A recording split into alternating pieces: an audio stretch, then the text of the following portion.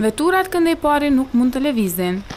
Bile dhe në këmbë banorët të rrugës Isa Kastrati të Matitni në Prishtinë vështirë po kalojnë. Kamera tregon mas mirë që kjo është rrugë e pa tolerueshme, e pa kalueshme. Nuk jetohet këtu në ujna të zeza, kështu që ju kisha lut kryetarit komunës shpendit me orë me vesh me këshyri njerë vetë me orë me vizitu që të rrugë, ashtë për me jetu këtu asër. Për banorët të kësaj zone të lashe po sill edhe mungesa e ndriçimit publik.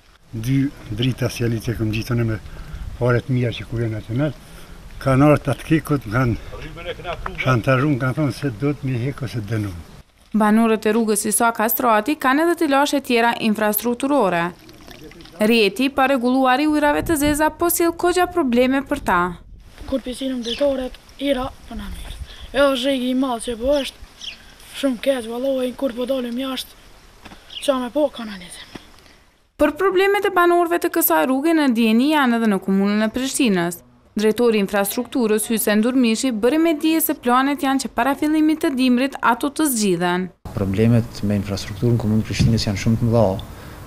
Ka shumë probleme, sidomos me trajtimin e ujrave të zeza, mirë po për lagjen për cilën po flasim, ne i kemi marrë të gjitha rrugët, i kemi evidentuar të gjitha problemet me kanalizime dhe që të gjitha do të zgjidhen para dimrit.